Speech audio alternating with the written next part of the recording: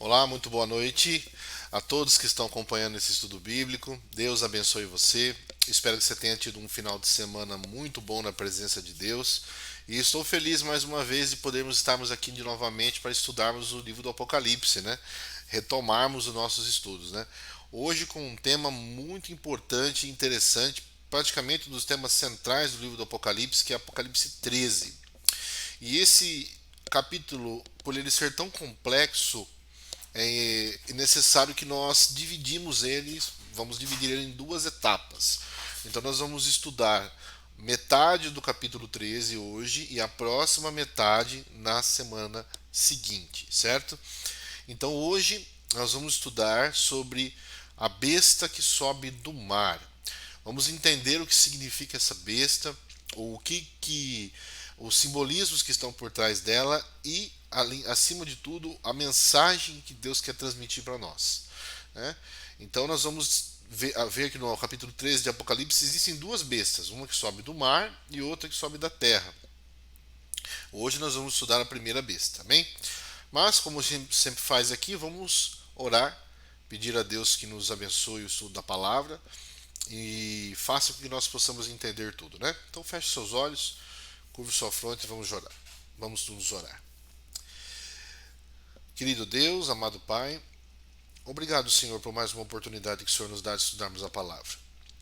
Abençoe os nossos irmãos e amigos que estão entrando nesse momento aqui ao vivo no Facebook, que eles possam também estudar a palavra, estar junto com o Senhor e todos os detalhes que vier a ser falado aqui seja esclarecido, Senhor. Nós sabemos que é um tema de muita importância. Portanto, nos abençoe e nos guarde, em nome de Jesus. Amém. Muito bem. Abra sua Bíblia, então, em Apocalipse, capítulo 13.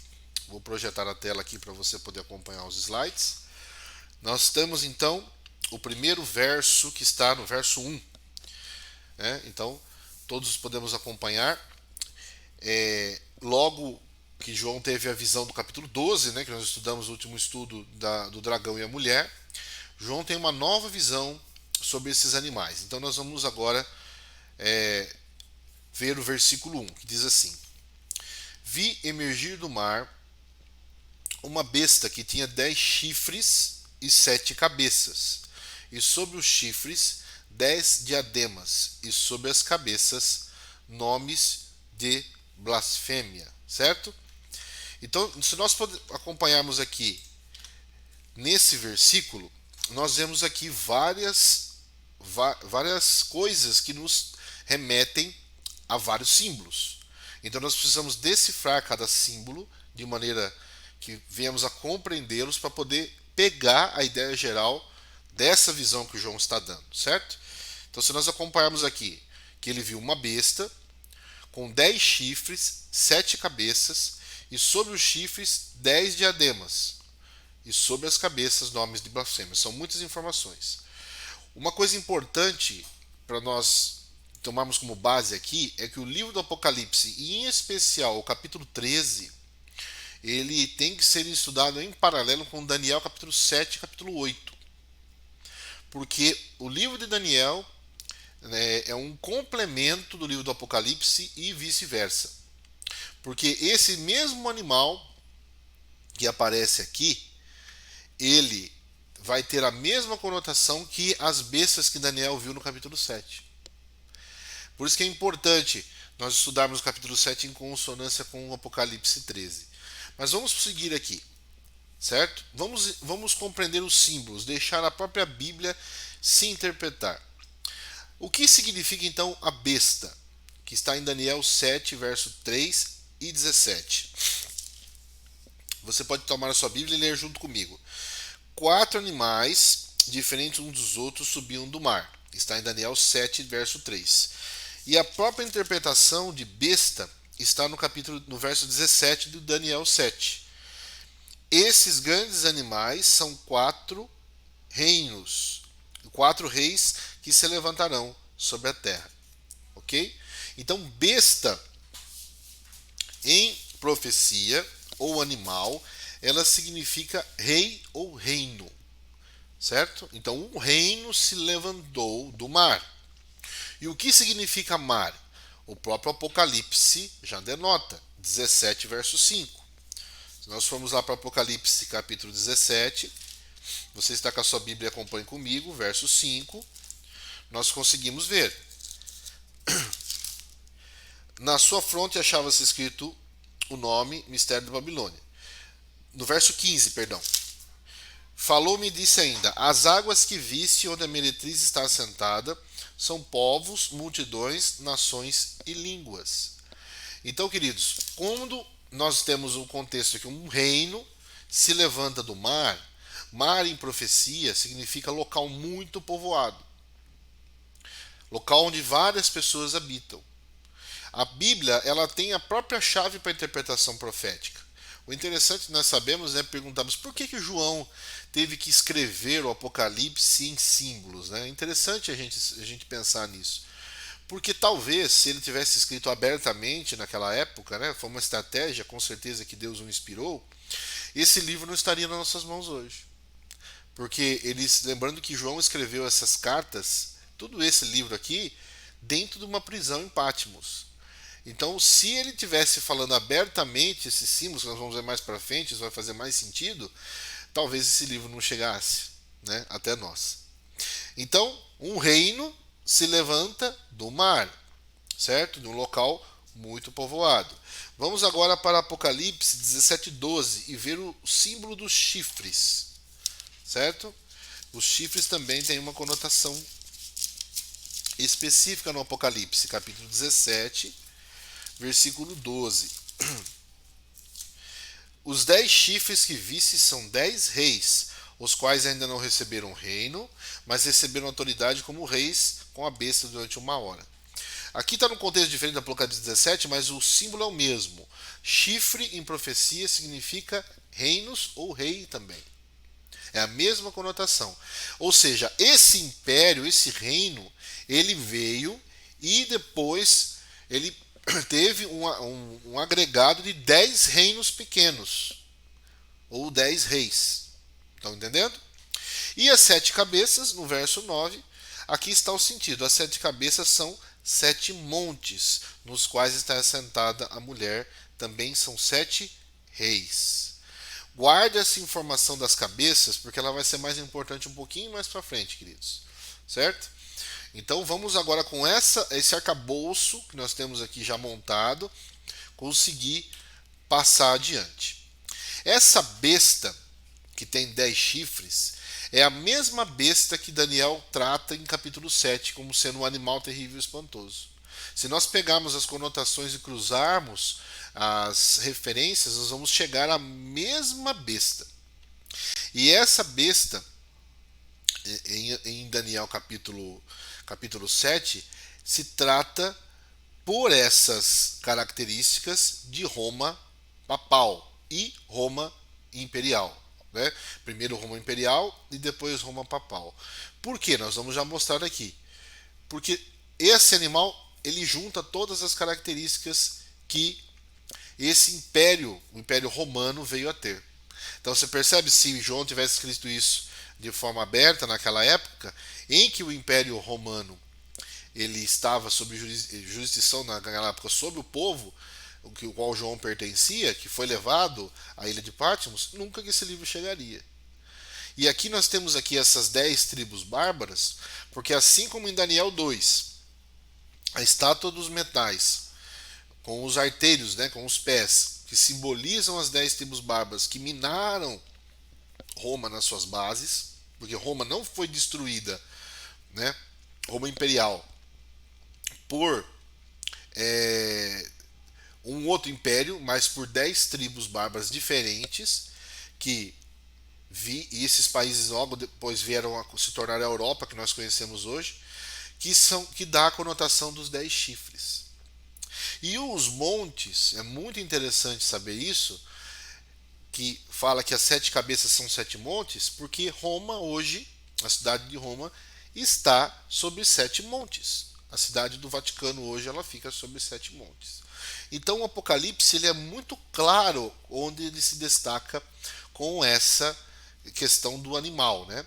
E por que um animal que saiu do mar? Porque Roma, ela surgiu de um local muito povoado, onde várias pessoas habitavam ali.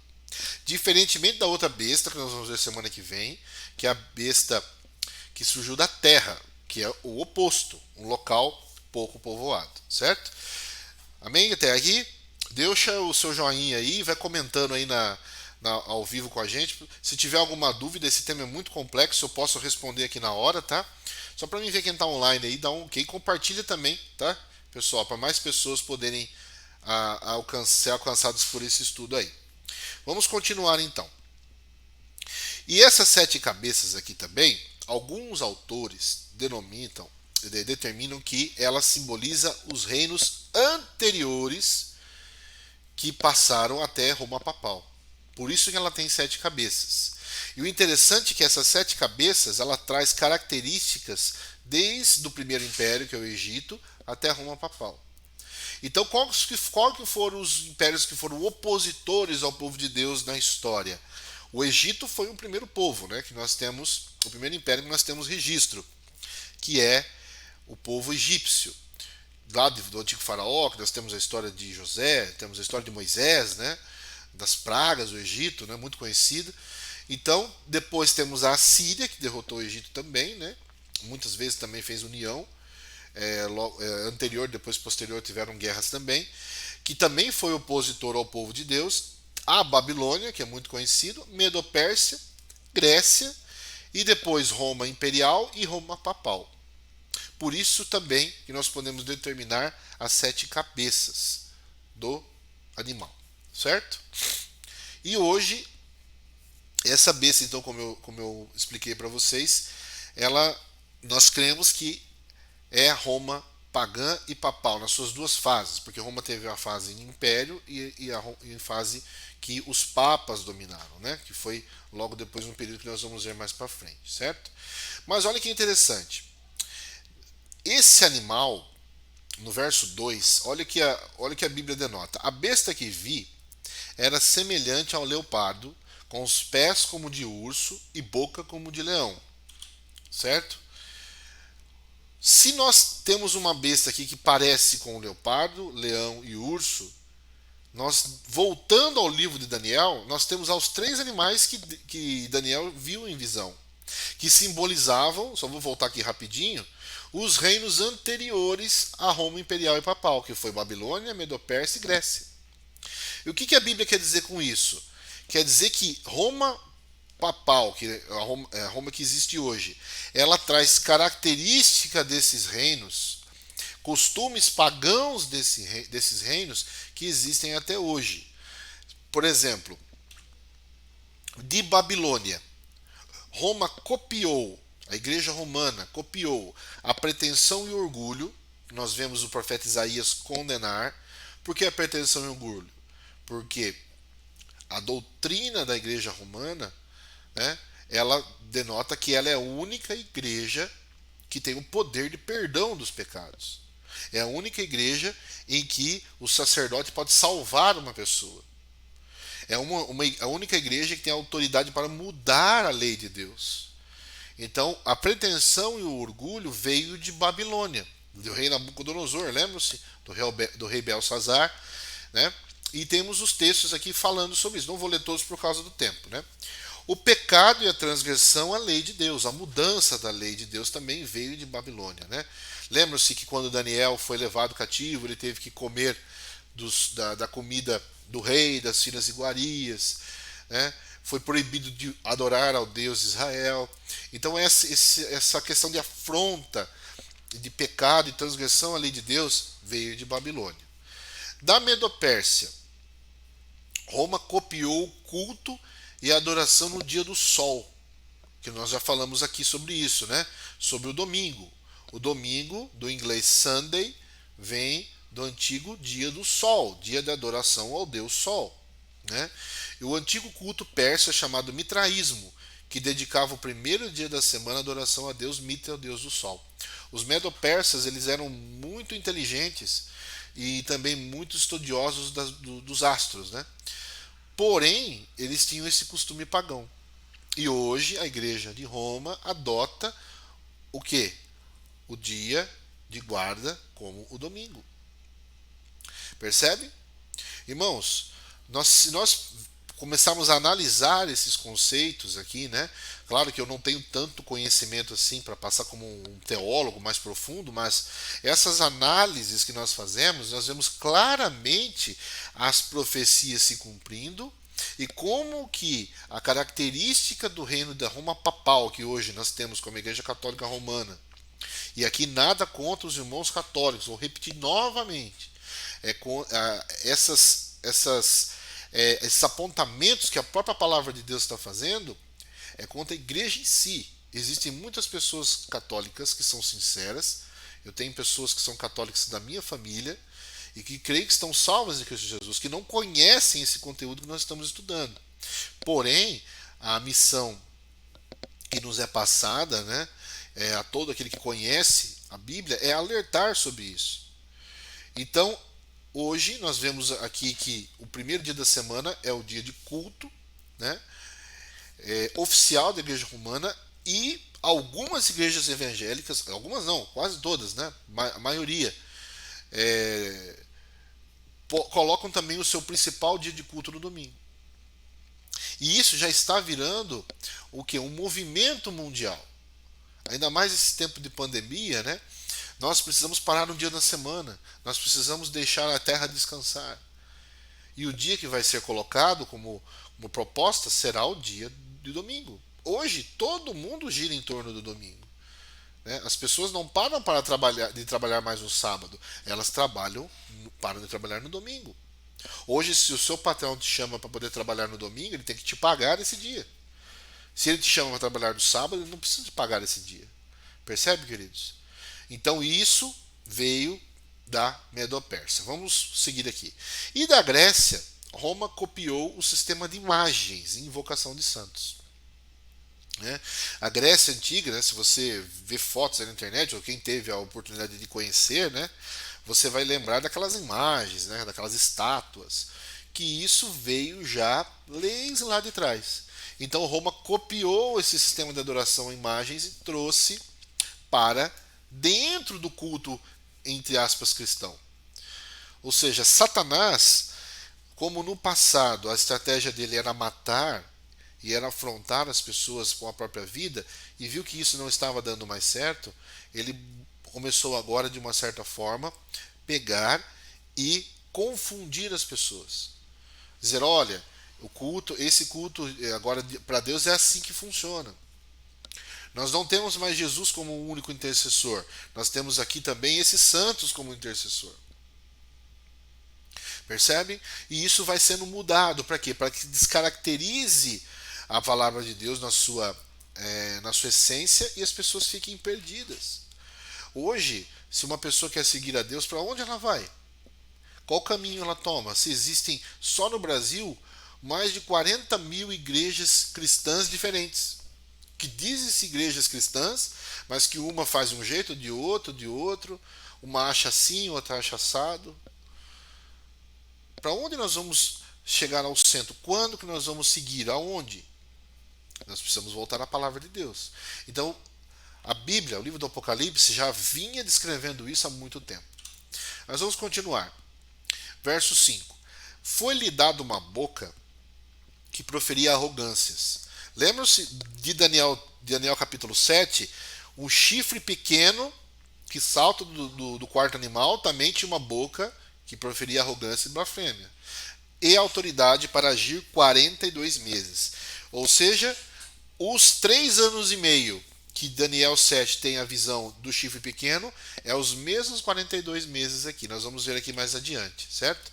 Mas antes, o que quer dizer blasfêmia? Isso aqui é importante a gente pontuar para a gente entender, né? Se nós formos para Lucas 5:21, o que diz a palavra de Deus aqui? Diz assim: os escribas e fariseus arrazoavam, dizendo: quem é esse que diz blasfêmias? Quem pôde perdoar pecados, senão Deus?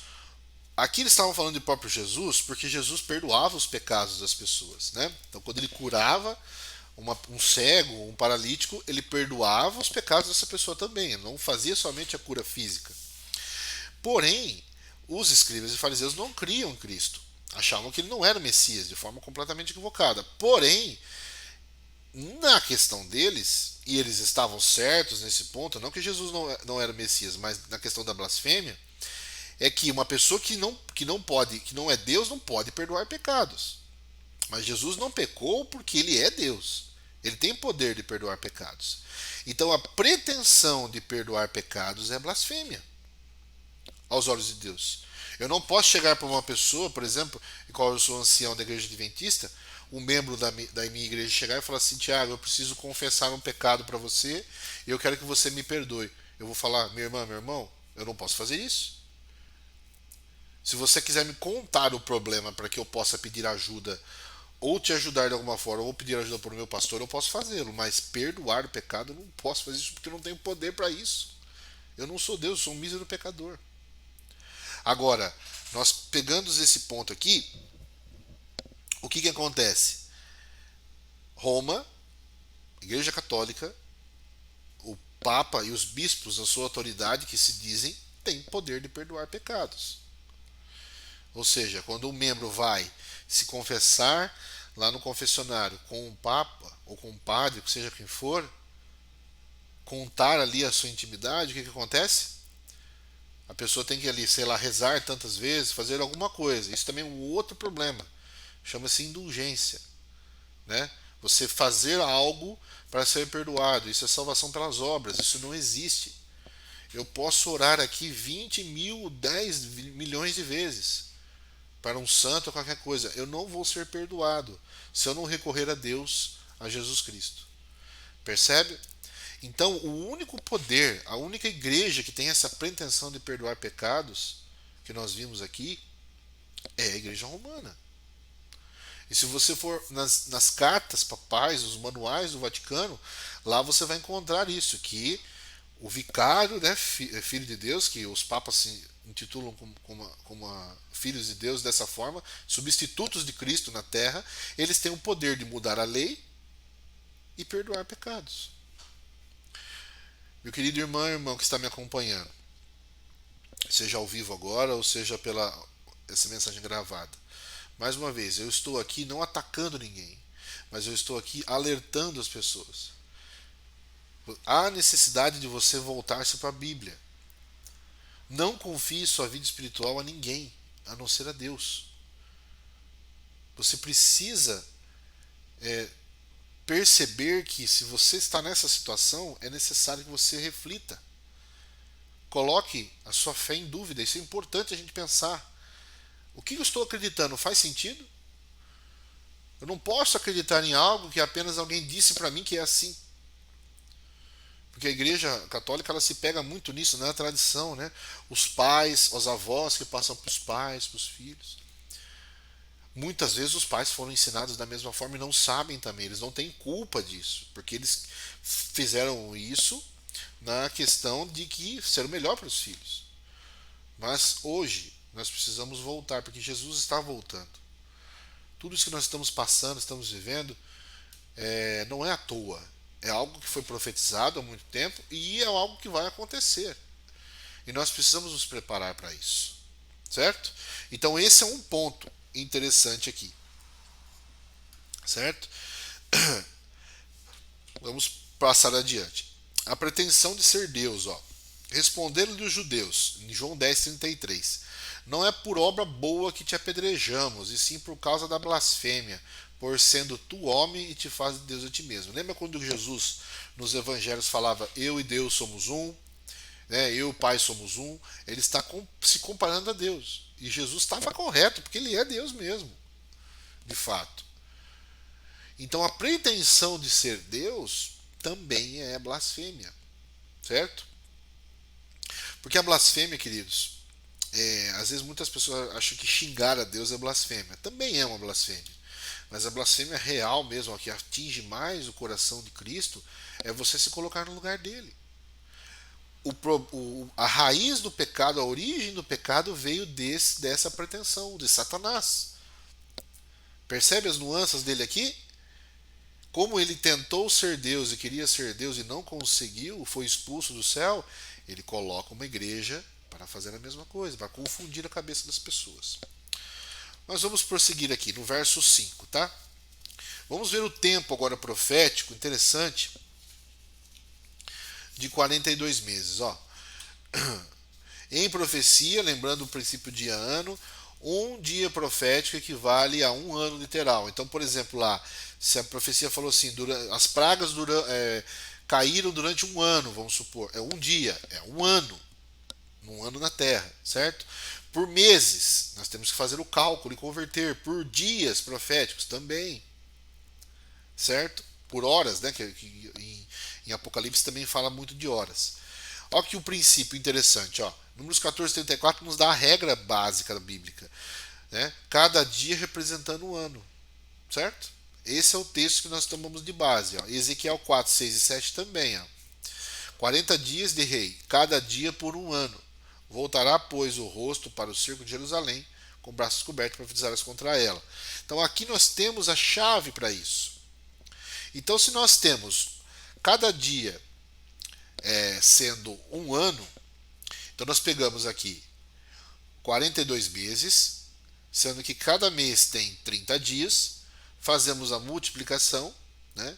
Porque aqui nós tomamos a base do calendário judaico, tá? Lógico que o nosso calendário, todos os meses, não tem 30 dias, mas é a base do calendário judaico. E multiplicamos, achamos o período de 1260 dias, aquele mesmo período que nós já estudamos no começo do estudo. E 1260 dias são 1260 anos, certo? Que é desde o ano 538, do decreto de Justiniano, colocando o Papa como cabeça das igrejas e cabeça da nação. E esse período de supremacia dos papas, que essa besta foi agir de forma mais direta, foi nesse período da Inquisição, que você conhece muito bem, ou já ouviu na escola, né? Onde as pessoas, a igreja romana perseguiu muita gente, tirou a Bíblia das pessoas. As pessoas que estudavam a palavra de Deus com outras pessoas eram perseguidas, torturadas e mortas. Então, como que um livro desse que nós estamos estudando, ele só pode ser um livro sagrado, por quê? Porque ele acerta em cheio nas datas proféticas. Essa profecia de Apocalipse 13, junto com a profecia de Daniel capítulo 7 e 8, ela é cirúrgica. São datas incríveis que são cumpridas. Agora, como que o profeta João, no primeiro século, pôde ter todo esse conhecimento? Como Daniel, 600 anos antes de Jesus nascer, muito tempo antes, teve o conhecimento para escrever o livro, se não foi divino? Irmãos, essas maravilhas, joias preciosas que estamos estudando, elas são evidências que Deus está conduzindo o caminho. Basta a gente crer e segui-lo. Então, durante 42 meses, essa besta agiria. E no ano de 1798, Napoleão Bonaparte, com os seus dois generais, Berthier e Servane, invadiram o palácio do Papa Pio VI e prenderam o Papa, porque a França, já naquela época constituída, que veio de uma daquelas 10 tribos bárbaras, não queria submeter ao poder papal. E então houve o que? Nós vamos ver mais para frente. A ferida que foi golpeada nessa besta, porque o Papa Pio VI morre na prisão. Ele é preso e morre preso. E o papado perde o seu poder, porque o papado tinha o poder religioso com o poder civil. Ou seja, ele controlava as pessoas através da religião, né? Por exemplo, na época, se eu era um dono de uma terra, de uma área feudal, uma área de terra, e eu quisesse a proteção do Estado, o que eu tinha que fazer? Eu tinha que ter a bênção do Papa. O Papa tinha que ir lá abençoar a minha propriedade. Lógico que não seria de graça, isso custa dinheiro, né? Custa indulgências. E aí eu teria proteção do Estado. Senão eu teria que me virar sozinho. Se a minha terra fosse invadida, alguma coisa. Era assim que funcionava, né? Mas isso caiu nesse período aqui, né? E olha o verso 7. Foi-lhe dado também que pelejasse contra os santos. Quem é os santos aqui no texto? As pessoas que pregavam a palavra de Deus verdadeira. E os vencesse. Então muitos foram queimados na fogueira, muitos morreram enforcados. E deu-lhe-se ainda autoridade sobre cada tribo, povo, nação. Então Roma papal ela teve essa supremacia durante muito tempo. Ela teve essa hegemonia, né? Mas por um tempo determinado. Olha o verso 3. Então vi uma das suas cabeças como golpeada de morte, mas essa ferida mortal foi curada.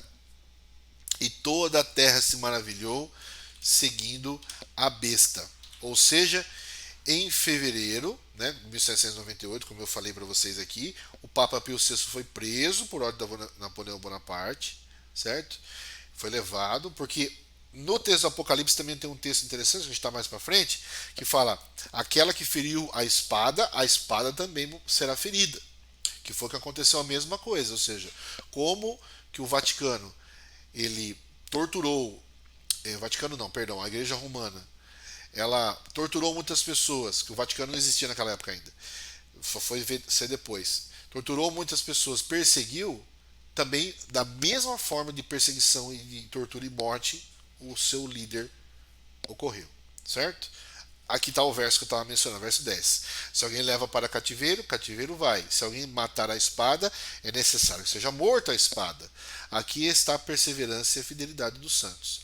Então, irmãos, aqui está um princípio do estudo bíblico interessante. Né?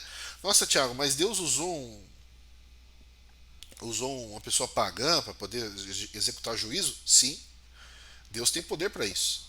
Né? Assim como ele usou também os povos pagãos no passado para executar juízo a Jerusalém, ao povo de Israel, que foi Babilônia, foi Medo-Pérsia, ele usou aqui também uma pessoa pagã para executar juízo também a Roma papal, como estava previsto, certo?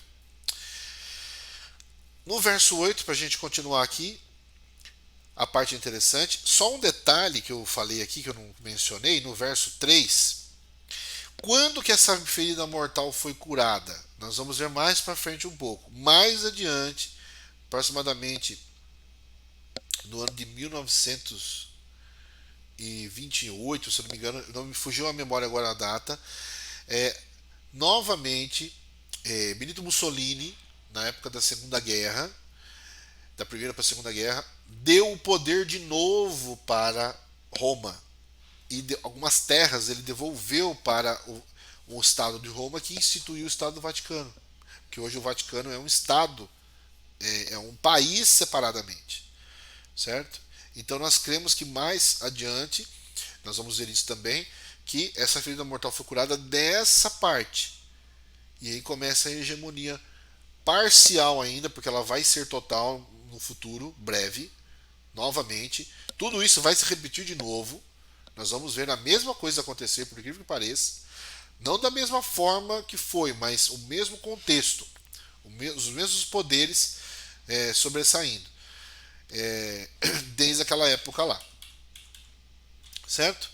Então aqui nós temos aqui: e adorarão todos que habitam sobre a terra, aqueles cujos os nomes não foram escritos no livro da vida do Cordeiro, que for morto desde a fundação do mundo. Ou seja, essa besta, nós vamos ver na semana que vem, a besta que sobe da terra, né, que vai levar, né, as pessoas do mundo a adorar a primeira besta, que é essa daqui, né? Vamos ver que poder que está antagônico também a essa situação, vai levar as pessoas que não se converteram a Cristo, que não entregaram sua vida a Cristo, a adorar a primeira besta. E se nós formos para o final do capítulo 13, de que forma? Primeiro, fazendo milagres e fazendo coisas maravilhosas, porque é isso que o Satanás vai fazer logo após o fechamento da porta da graça. Eu vou explicar um pouco isso mais para frente, quando estudarmos o capítulo 15 de Apocalipse. Certo? Porque a partir desse momento Satanás poderá agir com mais poder sobre a terra. Não poder limitado ainda, mas com mais poder, porque o Espírito Santo está refreando o mal ainda. E vai operar milagres e maravilhas. Então, muitas pessoas ele vai arrastar nesse momento com prodígios e milagres. Por isso que a gente sempre fala aqui: não baseie a sua fé em milagres. Tiago, você está ficando doido falando um negócio desse? Não estou ficando. Porque Satanás também pode operar coisas sobrenaturais. Né? Eu só vou numa igreja se essa igreja tem cura. Eu só vou numa igreja se essa igreja tem pessoas que são caídas pelo Espírito, porque veem visão. Irmão, minha querida irmã, irmão, um apelo que eu faço para você essa noite. Satanás ele pode aparecer para nós a qualquer momento, se Deus assim, se ele assim quiser, certo? Essas pessoas que veem outras pessoas que já morreram, um parente querido que aparece para ele. Eu tenho casos da minha família que acontece isso. Com a mesma voz, a mesma estatura, o mesmo olhar, as mesmas lembranças. Que a pessoa, quando olha para aquela pessoa, é o meu pai que morreu, minha mãe que morreu. E isso é poder diabólico para convencer você das coisas que Satanás quer que você faça. Porque no final de tudo, o resumo é a adoração. É quem você adora, ou é a besta, ou é Jesus. Então nós não podemos basear a nossa fé em coisas que nós vimos. Lembra-se que Jesus disse para Tomé: mais bem-aventurado aquele que não viu e creu. Você creu porque você viu. Aí é fácil. Qualquer pessoa faz isso. Agora Deus escolhe aqueles que não viram e creem que é diferente. Certo? Então tudo é uma questão de adoração, irmãos. Certo? Tudo é uma questão de adoração. Deixa eu só complementar, finalizar aqui com uma coisa que não está no slide, mas eu acho interessante comentar. Em 1984, o Papa João Paulo II ele fez uma reunião com Ronald Reagan, que era era o presidente dos Estados Unidos naquela época. E eles trocaram embaixadores, eles começaram a fazer essa aproximação. E as relações diplomáticas entre o Vaticano e a Casa Branca, que nós vamos ver na próxima semana que os Estados Unidos é essa figura antagônica também que vai operar junto com o Papa, já tem essa aproximação. Né? E aos poucos o papado ele vai retomando espaço na mídia, no contexto da vida das pessoas. Nós tivemos o Vaticano teve um papa anterior, que foi o Papa Bento XVI, que não era tão carismático assim. Agora tivemos esse Papa Francisco, que é um Papa jesuíta, que é muito carismático, as pessoas acreditam muito nele e que está conduzindo a esse cenário final. Esse Papa escreveu uma carta chamada Laudato Si, se eu não me engano foi em 2014, que ele coloca o domingo como dia da família, um dia que deve ser observado e guardado. Nesse ano, o papado vai fazer uma reunião com os líderes educacionais do mundo todo. Essa reunião seria em maio, foi passada para outubro, devido à pandemia. Irmãos, as nossas vidas espirituais, elas devem ser conduzidas com muito cuidado. Está tendo um jogo de xadrez por trás de nós, onde Deus move uma peça e Satanás move outra. Um jogo muito inteligente, um jogo que nós não podemos ver, nem sentir, nem ouvir, porque nós temos nossas partes espirituais apagadas pelo pecado. E Roma está mexendo as peças. Já está preparando a próxima jogada. Mas Deus já tem a batalha ganha. Satanás ele só quer ver quantos peões, quantas pessoas ele quer levar com ele. Porque a batalha já está perdida. Então, meu querido e minha querida que me assiste essa noite, semana que vem nós vamos retomar novamente a segunda parte do capítulo 13, e eu faço um apelo, né, para você essa noite, porque nós vamos ficar apenas no final das contas divididos em dois grupos. Não vai mais haver Igreja Católica, Igreja Batista, Metodista, Presbiteriana, Romana, Adventista, Testemunho de Jeová. Não vai haver mais nada dessas igrejas separadas. Só vai haver dois grupos. Aqueles que obedecem a Deus e a sua lei e aqueles que não obedecem a Deus e a sua lei. Muitos que se dizem cristãos estarão do lado esquerdo. Não estarão do lado de Deus. Porque todos já estão seguindo o quê? As diretrizes de Roma. Três coisas que eu quero finalizar, que serão os maiores enganos dos últimos tempos: a santidade do domingo, a imortalidade da alma e a falsa vinda de Cristo. Quero frisar essas duas primeiras. A adoração do domingo, você já está vendo acontecer. E a imortalidade da alma. Essa ideia veio de onde, irmãos? Lá de Roma pagã. Lá do passado. Onde quem morre ou já está para o céu, ou está no inferno, ou vai para uma fase intermediária. Que você pode obter a salvação depois. Para que isso? Para confundir a cabeça das pessoas. Ah, sim, mais um ponto: a salvação pelas obras. Você fazer por onde ser salvo, isso não existe. A salvação só pode ser pela fé. É um dom de Deus. Ninguém pode comprar a salvação. Portanto, nós precisamos deixar para trás e de lado alguns laços que nós temos. Talvez você que está me ouvindo essa noite, está me assistindo, tenha alguma pessoa que faz parte desse grupo, que é uma pessoa filha de Deus, filho de Deus, salva em Jesus Cristo, mas que precisa saber dessa verdade. Ou é você mesmo, que tem laços ainda com Babilônia, que precisa deixar Babilônia. Eu vou orar para você essa noite para que você consiga fazer isso, pelo poder de Deus, porque por nós não conseguimos. E nós precisamos já tomar uma posição, irmãos, de que lado queremos ficar. Amém? Feche seus olhos, vamos orar. Senhor Jesus, obrigado por esse estudo, Deus. Peço perdão da minha parte porque se faltou algo a complementar a falar, porque sou imperfeito. São muitos detalhes que eu não consigo lembrar tudo, mas o Senhor complemente o que falta na mente de cada um que está assistindo. Peço também força e sabedoria a esse irmão e essa irmã que está me assistindo para que eles possam tomar decisões que precisam ser tomadas de forma consciente e de forma que a fé deles seja firmada na Bíblia. Deus, também peço que o Senhor abra os caminhos nessa semana, nas nossas vidas, para que nós possamos fugir do pecado e estar ao seu lado. Nós agradecemos a oportunidade, obrigado por tudo. Nos abençoe e nos guarde em nome de Jesus. Amém. Deus te abençoe, tenha uma boa semana e semana que vem nós estaremos de volta aqui, juntos, com Jesus no coração, para estudarmos mais um livro do Apocalipse. Amém? Deus te abençoe.